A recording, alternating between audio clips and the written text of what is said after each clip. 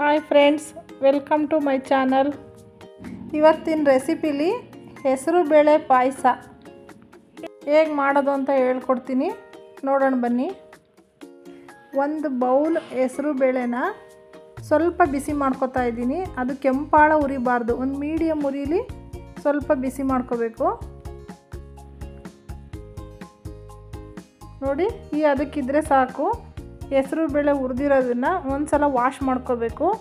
ಒಂದು ಚಿಕ್ಕ ಕುಕ್ಕರಲ್ಲಿ ಇಟ್ಟು ಸ್ವಲ್ಪ ನೀರು ಹಾಕ್ಕೋಬೇಕು. ಒಂದು ಗ್ಲಾಸಷ್ಟು ನೀರು ಹಾಕಿ 2 ವಿಷಿಲ್ ಕೂಗಿಸ್ಕೋಬೇಕು. 2 ವಿಷಿಲ್ ಕೂಗಿಸಿ ಪಕ್ಕಕ್ಕೆ ಎತ್ತಿಟ್ಕೊಂಡು ಒಂದು ಬಾಣಲಿಲಿ 1-2 ಸ್ಪೂನ್ ಅಕ್ಕಿ ಹುರ್ಕೋತಾ ಇದ್ದೀನಿ. ಇದ್ರ ಜೊತೆನೇ ಗಸಗಸೆನೂ 1 ಸ್ಪೂನ್ ಹಾಕಿ ಹುರ್ಕೋಬೋದು. ಗಸಗಸೆ ಇರಲಿಲ್ಲ, ಹಂಗಾಗಿ ಸ್ಕಿಪ್ ಮಾಡಿದ್ದೀನಿ. ನಂತರ ಸ್ವಲ್ಪ ಶಾವಿಗೆ, ಸ್ವಲ್ಪ ಅಂದರೆ ಒಂದು ಸ್ಮಾಲ್ ಬೌಲಷ್ಟು, ಅದಕ್ಕೆ ಸ್ವಲ್ಪ ತುಪ್ಪ ಹಾಕ್ಕೊಂಡು ಹುರ್ಕೋತಾ ಇದ್ದೀನಿ. ಅದನ್ನು ಸೈಡ್ಗೆ ಎತ್ತಿಕೊಂಡು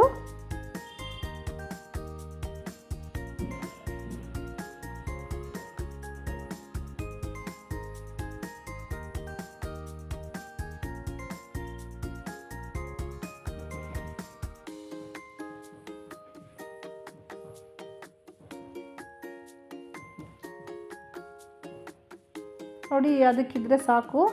1 ಸ್ಪೂನ್ ತುಪ್ಪ ಹಾಕ್ಬಿಟ್ಟು ದ್ರಾಕ್ಷಿ ಗೋಡಂಬಿ 2 ಫ್ರೈ ಮಾಡಿ ಎತ್ತಿಟ್ಕೋಬೇಕು.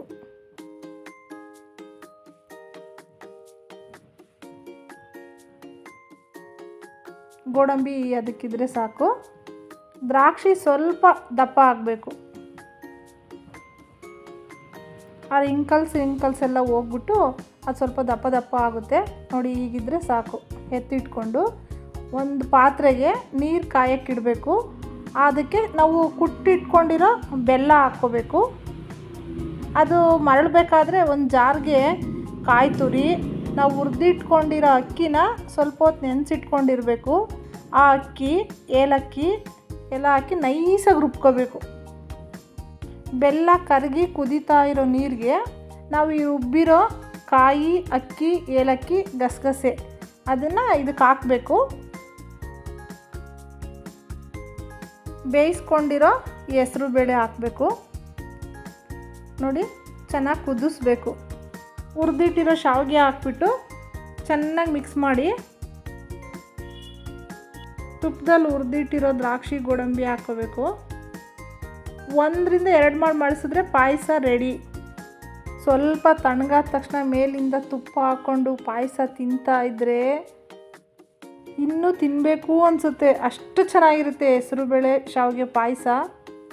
ನೀವು ಒಂದು ಸಲ ಟ್ರೈ ಮಾಡಿ. ಇದು ರೆಸಿಪಿ ಹೇಗೆ ಬಂತು ಅಂತ ನನಗೆ ಕಮೆಂಟ್ ಮಾಡಿ.